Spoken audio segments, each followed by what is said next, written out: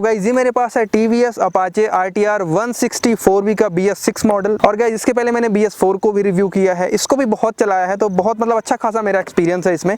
तो आज के वीडियो में ना इसके प्रोज एंड कॉन्स कवर करेंगे कि मतलब rtr 160 का जो नया मॉडल है ये वाला, इसमें क्या अच्छे पॉइंट्स है, क्या इसके पॉजिटिव पॉइंट्स है और क्या नेगेटिव पॉइंट्स है, क्या एडवांटेज है क्या डिसएडवांटेज है। क्योंकि गाइस जब आप खरीदने जाते हो ना तो आपको मालूम होना चाहिए कि इसमें क्या हमें अच्छी चीज़ें मिलती हैं और क्या इसके बारे में बुरी बातें हैं। वैसे गाइस आपको बता दूं ये ना 160 सीसी की one of the best bike है और इसमें प्रॉब्लम ढूंढना मतलब मुझे कोई प्रॉब्लम मिली नहीं वैसे, पर फिर भी मैं कोशिश करता हूँ जो भी मुझे छोटी भी प्रॉब्लम मिली हो तो आपके साथ डिस्कस करूँगा। तो पहले तो इसके एडवांटेज से स्टार्ट करेंगे, मतलब क्या इसके पॉजिटिव पॉइंट्स हैं। पहले तो आप इसका एक बार लुक देख लो पूरा, तो गाड़ी का लुक बहुत ही शानदार है। ज़्यादा मैं डिटेल में नहीं जाऊँगा क्योंकि मैंने पहले भी बताया है इसके बारे में।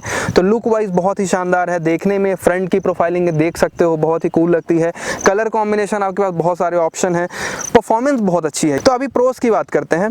तो इसमें सबसे पहला और सबसे बड़ा जो प्रोज है कि इसमें ना क्लास लीडिंग परफॉर्मेंस मिलती है, क्लास लीडिंग पावर आउटपुट मिलता है। इसकी जो आप पावर देखो तो आपको ना 17.63 bhp की मैक्स पावर मिलती है, जो कि अभी जो NS 160 आती है उससे भी ज़्यादा हो चुकी है। तो ये क्लास लीडिंग जो पावर आउटपुट है, ये टॉर्क आउटपुट है, ये आपको एडवांटेज देगा जब भी आप कभी इसको रेस करोगे, एक्सेलरेट करोगे। इनफैक्ट आपको हाईवे में भी अच्छा खासा आपको क्रूजिंग स्पीड दे देता है। जैसे इसकी जो टॉप स्पीड है ये पर्सनल गाड़ी की 133 km/h की है, वो टॉप स्पीड में आपको यहाँ पे दिखा भी दूंगा। तो ये हाँ परफॉर्मेंस भी एक इसका बहुत बड़ा एडवांटेज है। इसी के साथ सेकेंड एडवांटेज है इसका कि इसमें जो लुक्स मिलता है वो आपको बेस्ट इन क्लास में बोल सकता हूँ।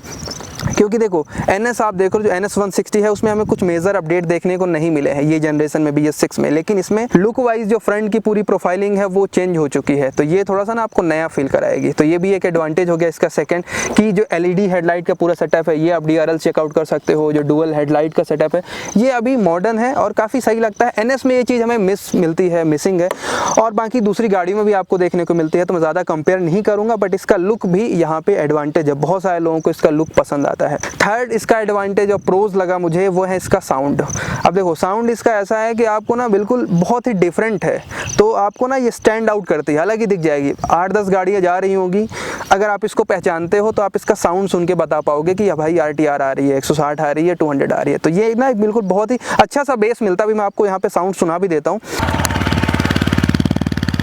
ये आप सुन सकते हो, ये इसका आइडियल साउंड है। तो दूर से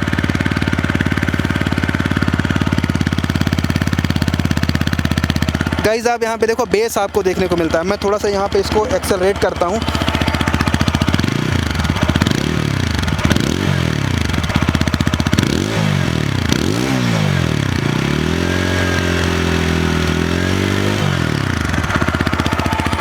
तो हाँ ये ऐसा कुछ साउंड है, साउंड बहुत अच्छा है, बेस आपको मिलता है और ये बेस इस गाड़ी को अलग करता है। अब जो 2V आती थी ना उसमें भी थोड़ा सा बेस था, तो वो एक आप यहाँ पे नोटिस कर सकते हो। अब गाइस इसमें जो फोर्थ एडवांटेज है वो मैं आपको दिखाता हूँ। तो इसमें जो मुझे फोर्थ सबसे अच्छी बात लगी या इसका प्रोज लगा वो है इसकी क्वालिटी। अब देखो इसके मैं आपको एक बार क्वालिटी चेकआउट कराता हूँ। तो यहाँ पे जो ये स्विच की पूरी क्वालिटी है, ये पूरे हैंडल बार में आप देख सकते हो, ये पूरी स्विच, ये क्वालिटी इनकी फिनिश बहुत ही अच्छी है। मैं बोल सकता हूँ कि भाई क्लास लीडिंग है। 160 सीसी की आप कोई भी बाइक देखो, मैं ऐसा नहीं बोल रहा हूँ सबकी बेकार है, सबकी अच्छी है, लेकिन इसकी उससे भी ज़्यादा अच्छी है। जैसे ये पूरी स्विच, इनकी डिज़ाइन भी सही लगती है और इनकी फिनिश भी काफ़ी अच्छी है, क्वालिटी भी ओवरऑल बहुत अच्छी है। इसी के साथ जो स्टिकरिंग करी गई है, जैसे आप ये देखो, ये TVS का जो हॉर्स है ये देखो, ये 3D में है और इसकी भी क्वालिटी फिनिश अच्छी लग रही है, मतलब आपको दिक्कत नहीं करने वाले। ये स्टिकरिंग जो यहाँ पे पैनल में स्टिकरिंग करी गई है, इनकी भी क्वालिटी और फिनिश काफ़ी अच्छी है। जैसे यहाँ पे देखो RTR के जो स्टिकर हैं, यहाँ पे अपाचे के स्टिकर, यहाँ पे नीचे जो हाइपर एज की बैजिंग करी गई है, तो इनकी क्वालिटी बहुत अच्छी है, मतलब आपको फिनिश में दिक्कत नहीं होने वाली। जैसे मैंने मोस्टली बताया आपको कि बजाज की बाइक्स में मोस्टली फिनिश में कहीं ना कहीं पैनल गैप्स या ये चीज़ें हमें देखने को मिलती हैं, लेकिन ये गाड़ी में टॉप नॉच है भाई, ऐसी कोई मुझे दिक्कत नहीं लगी। तो ये भी एक अच्छा इसका एडवांटेज। और इसका नेक्स्ट एडवांटेज बताऊं तो वो है गाइस इसके ब्रेक्स। अब देखो ये जो मॉडल है ये टॉप मॉडल है RTR 160 का। तो यहाँ देखो आगे भी इसमें डिस्क है, साथ ही साथ में यहाँ पे पीछे भी डिस्क है और आगे आपको ABS भी देखने को मिलता है, यहाँ पे देख सकते हो ABS की रिंग। तो इनकी ब्रेकिंग बहुत अच्छी लगी मुझे, मतलब अगर आप अच्छी स्पीड में भी हो तो आपको रोकने में दिक्कत नहीं होने वाली, मतलब ब्रेकिंग भाई एक नंबर, जबरदस्त ब्रेकिंग। तो जब आप बैठते हो ना तो आप इसमें कंफर्ट भी फील करते हैं, एट द सेम टाइम आप एक स्पोर्टी पॉस्चर भी फील करते हो। पूरा जो यहाँ पे देखो थाई का पूरा सपोर्ट है, ऐसा कुछ यहाँ पे मिलता है आपको, हैंडल बार सही है। तो जब आप चलाते हो ना तो आपका पूरा कॉन्फिडेंस भी बना रहता है चलाने में, चाहे ब्रेकिंग में हो चाहे हैंडलिंग में हो।